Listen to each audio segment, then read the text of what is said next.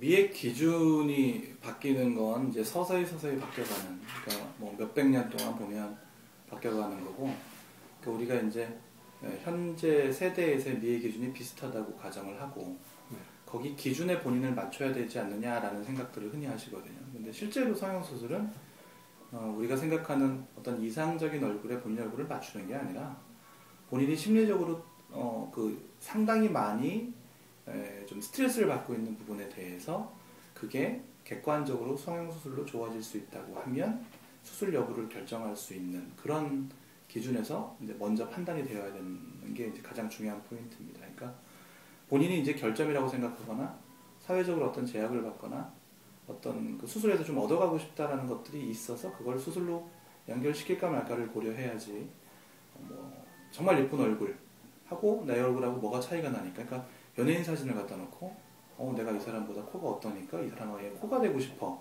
라는 식의 접근은 최근에는 그렇게 많이 접근을 합니다만 썩 긍정적인 접근이라고 보기는 힘듭니다. 네.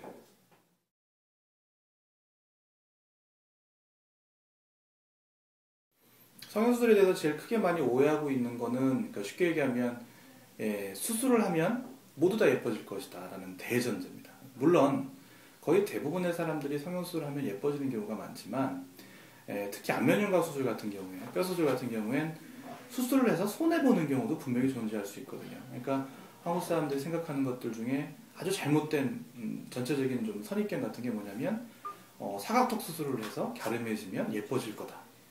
사각턱 수술하면 분명 갸름해지긴 하지만 그 갸름해진 게 예뻐질 거라고 사람들이 느낄 수 있는지 없는지에 대한 판단을 아무도 안 하거든요. 그러니까 모든 성형수술이 모든 사람한테서 득이다 라고 볼 수 없는 수술이 물론 소수이긴 합니다만 분명 존재하기 때문에 내가 그 수술을 해서 예뻐질 수 있느냐에 대한 판단을 먼저 받는 게 중요합니다.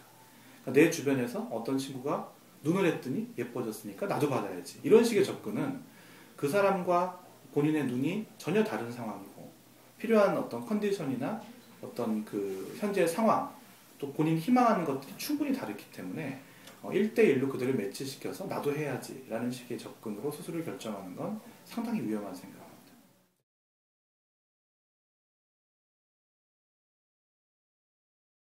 가능한 시간이 허락하고 내가 여건이 허락한다면 좀 그 교정치료라든가 이런 걸 같이 병행해서 치아를 좀 적게 삭제하고 좀 치아를 오랫동안 쓸 수 있게 만드는 게 좋을 것 같고요. 그다음에 그 사람들마다 그런 게 있는 것 같아요. 어떤 분들은 전체적으로 좀 그 얼굴 형태가 이렇게 각지고 좀 이게 좀 강하게 보이시는데 치아는 되게 조그맣고 아기자기하게 만들어 달라는 분이 계세요. 그래서 그 언밸런스 하거든요. 나중에 그 완성된 모습을 봐도 본인은 뭐 마음에 드실지 모르지만 전체적인 그 그림 중에서 치아의 모양은 그렇게 예쁘지가 않는 것 같았어요. 그래서 너무 일률적으로 제 환자 중에서도 여러분들 보면 이제 연예인들 사진 갖고 와서 이렇게 해주세요, 이렇게 해주세요 하는 분들이 계신데 그게 별로 안 어울리실 수가 있어요. 그래서 제 말씀은 그 인디비주얼라이제이션이라고 그러죠. 이렇게 개인적인 거에 맞춰서 맞춤형의